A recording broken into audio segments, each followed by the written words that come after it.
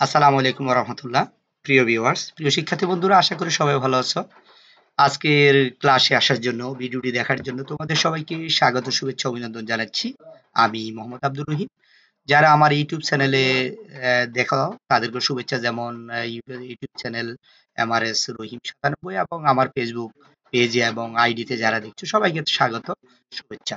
তো প্রিয় শিক্ষার্থী বন্ধুরা, তোমরা যারা এসএসসি পরীক্ষা দিবে 2026 সালে, 27 সালে, 28 সালে, ওদের জন্য যে নৈবিত্তিক প্রশ্নগুলো রয়েছে যথারীতি বিভিন্ন খুবই গুরুত্বপূর্ণ নৈবিত্তিকগুলো নিয়ে ভিডিওগুলো ইতিমধ্যে আমরা 30টি ভিডিও, ইতিমধ্যে আমরা 30টি প্রশ্ন আপলোড করেছি। আজকে হচ্ছে 31 থেকে 37 পর্যন্ত ভিডিও প্রশ্নগুলো আজকে উত্তর সহ তোমাদের সাথে শেয়ার করব। যেমন আজকের প্রথম প্রশ্ন হচ্ছে 31 নম্বর প্রশ্ন হচ্ছে, তথ্য অধিকার নিশ্চিত করার জন্য কি নামে একটি আইন চালু আছে?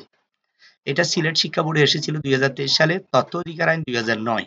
এটা আমাদের আইসিটি যে বই রয়েছে, আইসিটি তথ্য যোগাযোগ প্রযুক্তির যে নৈবিত্তিকগুলো রয়েছে, এগুলোর গুরুত্বপূর্ণ বিভিন্ন শিক্ষা বোর্ডে যে প্রশ্নগুলো এসেছে তাদের থেকে বাছাই করে করে এই প্রশ্নগুলো তৈরি করা হয়েছে।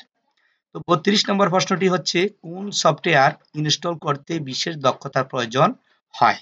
যেমন অপারেটিং সিস্টেম সফটওয়্যার, এই সফটওয়্যারটি যখন তুমি ইনস্টল করতে যাইবা, আসলে এটা খুবই দক্ষ, যারা ভালো জানে বা অভিজ্ঞ সম্পন্ন লোক দিয়ে এটা করাতে হবে। তো এটার প্রশ্নটা হচ্ছে এভাবে। তারপরে 33 নম্বর হচ্ছে প্রশ্ন হচ্ছে, রান কমান্ড চালু করার জন্য কোনটি চাপতে হবে? এটা হচ্ছে উইন্ডোজ কি প্লাস আর। এটা যখন উইন্ডোজ কি প্লাস আর যখন তুমি চাপ দিবে একসাথে, তখন রান কমান্ড এটা চালু হবে। 34 নাম্বার প্রশ্ন হচ্ছে, যেমন এখানে কয়েকগুলো চিহ্ন আমরা জানি, যেমন @, তারপরে হচ্ছে এটা হচ্ছে হ্যাশ, এটা হচ্ছে বিস্ময়সূচক চিহ্ন। এইগুলোকে কি বলে? এগুলো আমাদের কিবোর্ডে এই চিহ্নগুলো রয়েছে, এগুলো হচ্ছে বলা হয় বিশেষ চিহ্ন। ঠিক আছে? এই চিহ্নগুলোকে বলা হয় বিশেষ চিহ্ন। তারপরে 35 নম্বর প্রশ্ন হচ্ছে, কম্পিউটারের কাজ করার গতি বজায় রাখার জন্য কোনটি ব্যবহার করা হয়? Disk clean up, disk defragmenter. এই সফটওয়্যারটি মূলত ব্যবহার করা হয় কম্পিউটারের গতি বাড়ানোর জন্য। তারপরে 36 নম্বর প্রশ্ন হচ্ছে, কোনটির মাধ্যমে একটি কম্পিউটার থেকে অন্য কম্পিউটারে ভাইরাস ছড়ায়? এটা সকল শিক্ষা বোর্ডে আসছিল। প্রশ্নটি হচ্ছে 2020 সালে আসছিল। এটার সঠিক উত্তর হচ্ছে সিডি। সিডির মাধ্যমে একটা কম্পিউটার থেকে আরেকটা কম্পিউটারে যখন আমরা তথ্য আদান প্রদান করি, তখন কিন্তু এই সিডির মাধ্যমে কিন্তু ভাইরাস ছড়ায়।